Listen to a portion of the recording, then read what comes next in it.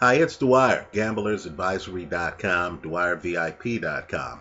Remember, the opinion you should follow should be your own. Just consider this video to be a second opinion from a complete stranger online. Well, let me congratulate Anthony Joshua on the start of his reign as a heavyweight champion. He certainly won this fight. He won it in dramatic fashion. He won big. He left no doubt. Knocked down Charles Martin twice in the second round.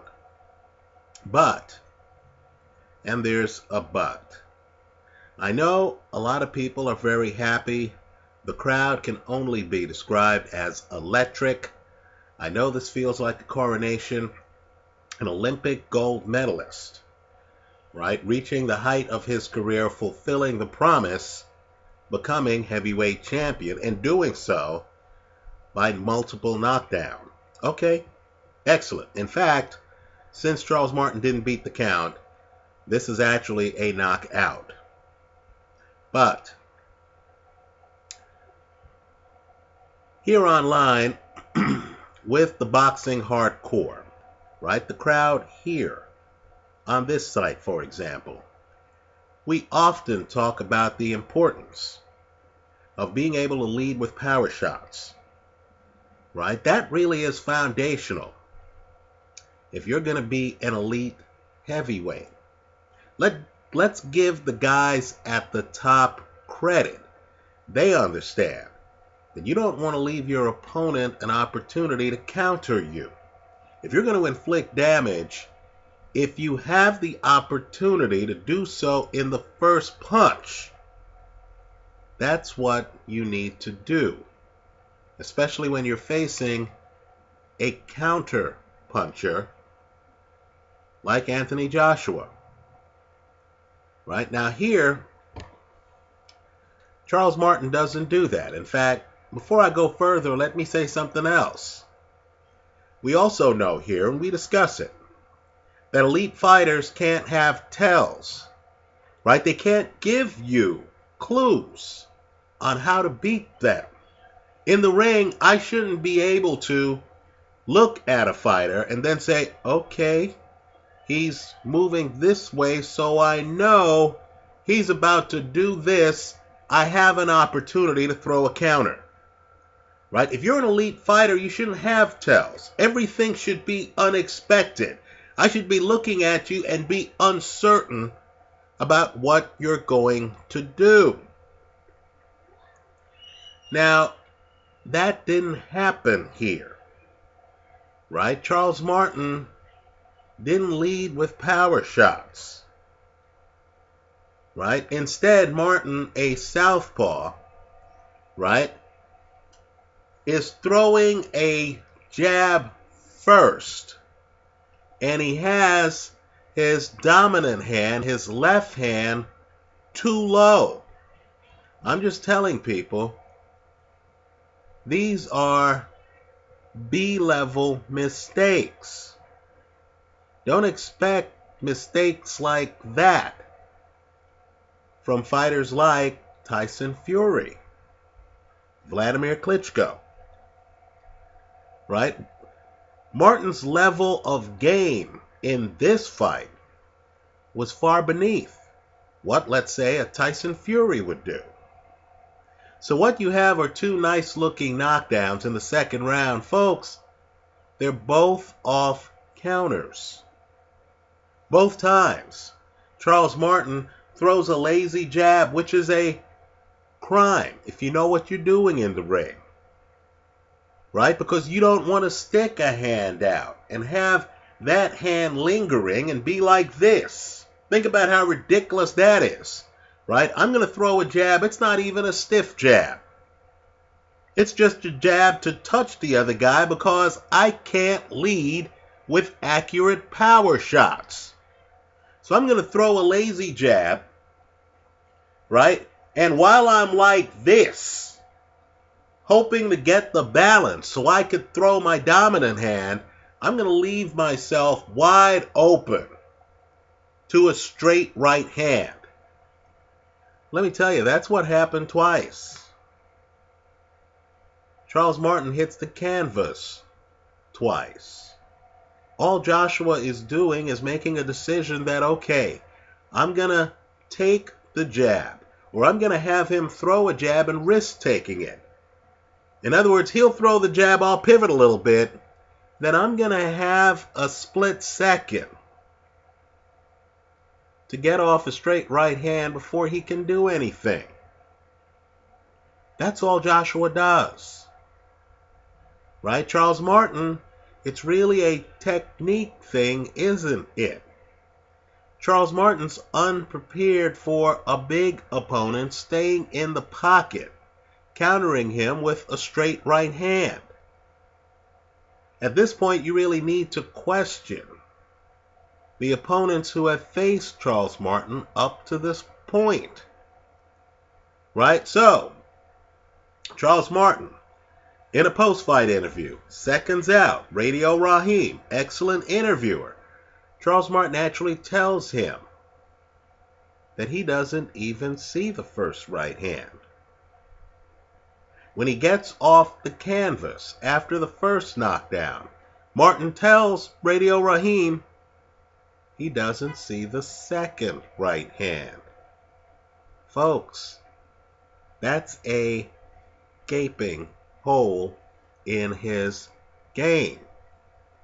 So as I look at the film of this fight, count me among those who doesn't see spectacular boxing. I know Charles Martin had a heavyweight title. Okay, great. Right? I'm not accusing Anthony Joshua of doing anything other than what he should have done. Right? Countered a guy who has his left hand too low and who has a tell he has to touch you with his right hand before he loads up on power shots with his left. Right? So, Anthony Joshua just waits for him to throw that lazy left. Right? Joshua doesn't back away. He makes sure to stay in the pocket. Right? So, the lazy left comes. Joshua knows he's not fighting a defensively blessed fighter. He stays in the pocket, gets off a heavy right hand. Right? The second time he does it, it's the ball game. Let me say this, though. I know Joshua was hoping for a Mike Tyson, Trevor Burbeck performance. That's what he said before the fight. Right? You might recall Mike Tyson opening up a new era in the heavyweight division by crushing Trevor Burbeck. But there's a difference, isn't there? Right?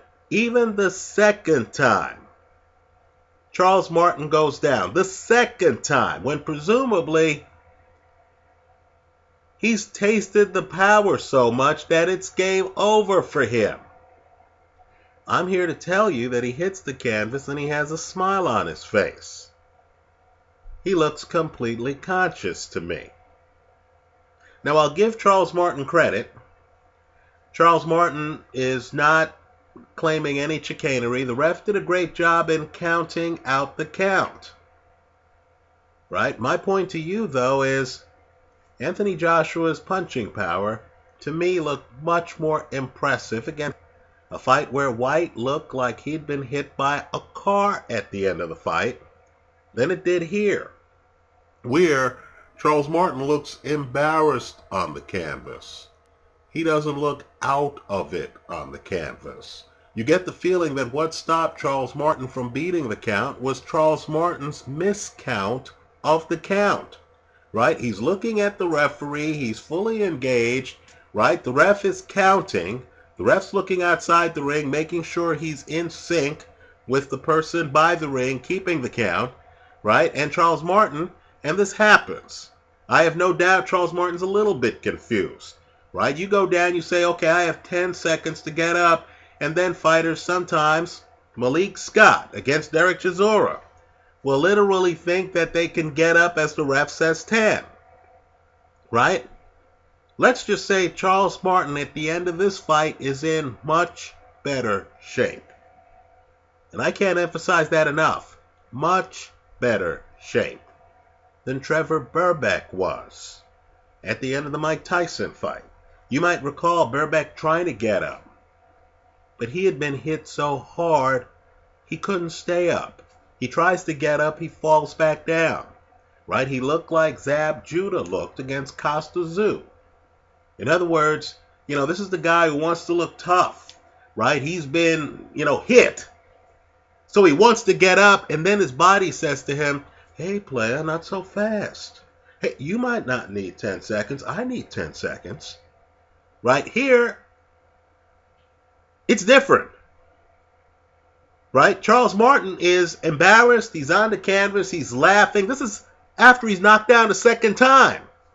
He looks at the ref. He knows who the ref is, right? This is not one of those cases where guys are, waking up on the canvas and they're like, where am I? Who is this man?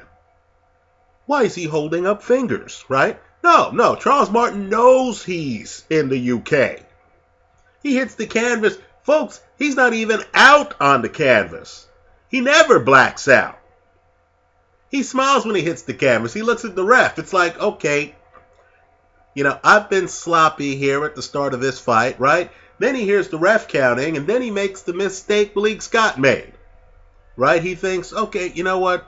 Why don't I wait until 10, or why don't I wait until 9.5 before I get up off the canvas, right? He makes the same mistake, if you want to get historical here, that George Foreman made in the Ali Rumble in the Jungle, if you believe that that ref ever gets to 10, right? So, count me among those who, look, I saw crisp punching from Anthony Joshua. I didn't see Tyson-level punching from Anthony Joshua. I see Anthony Joshua staying in the pocket, making sure that he's in position.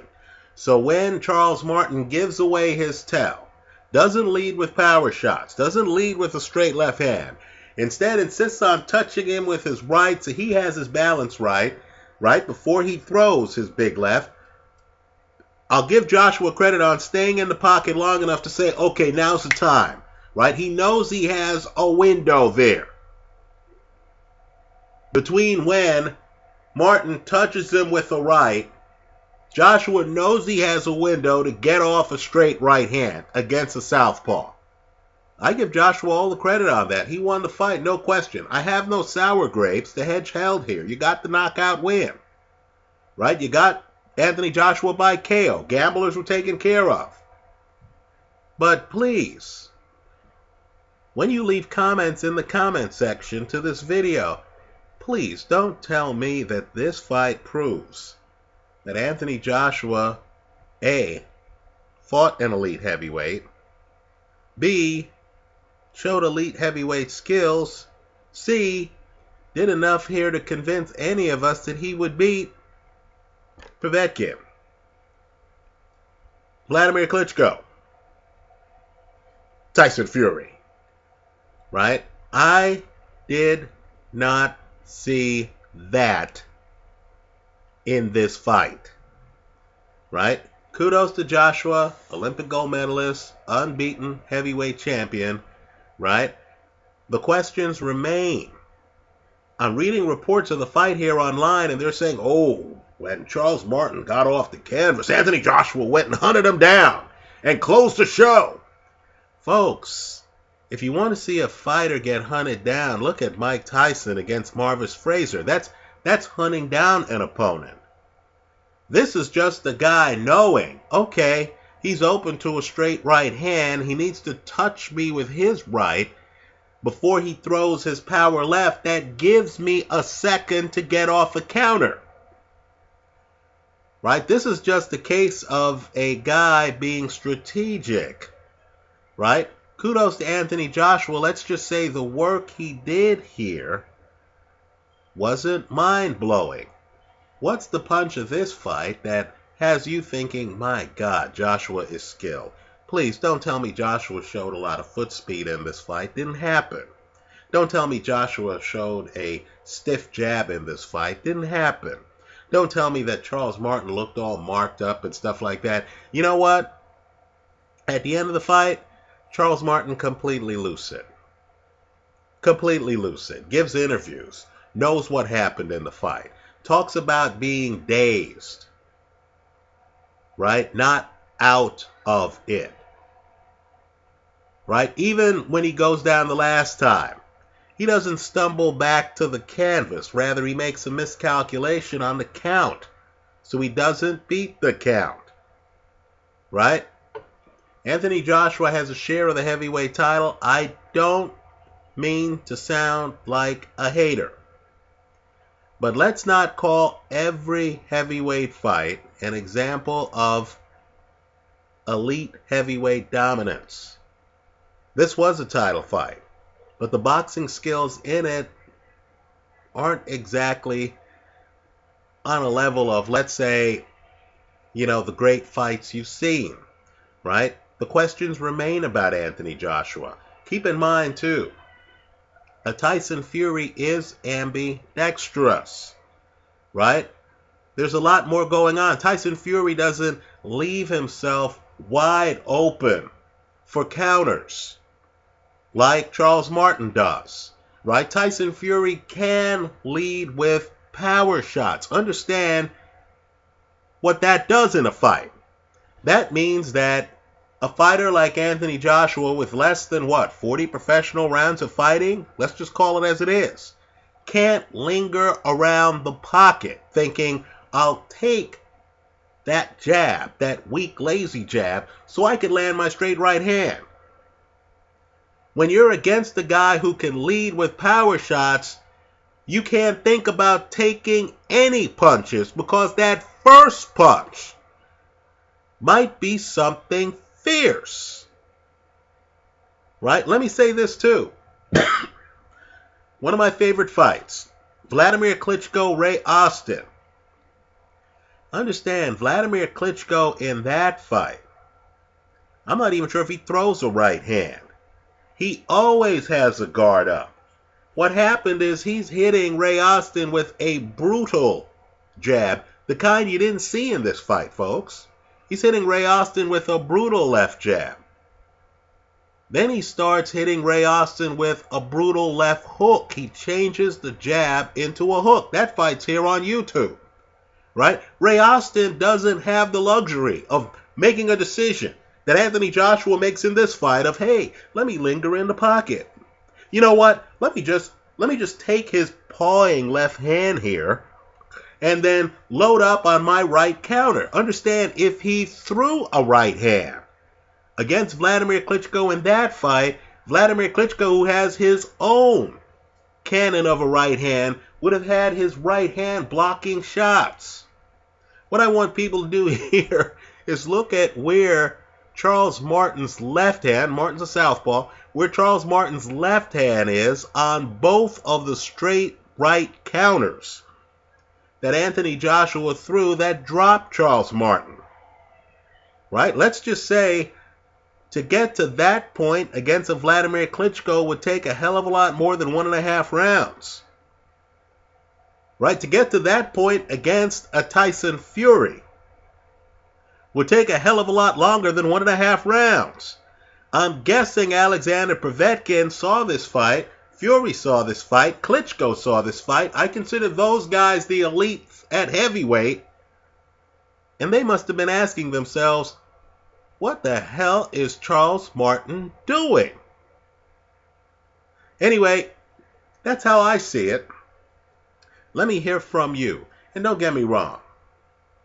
If Anthony Joshua continues to rise and has a great heavyweight reign against some of the other names at heavyweight, it's an exciting time for the heavyweight division, right? Deontay Wilder has a title. Joseph Parker is trying to put himself in position for a title shot. He's taking on Carlos Takam. You have the three top men I've just described, right? Tyson Fury, who has a title.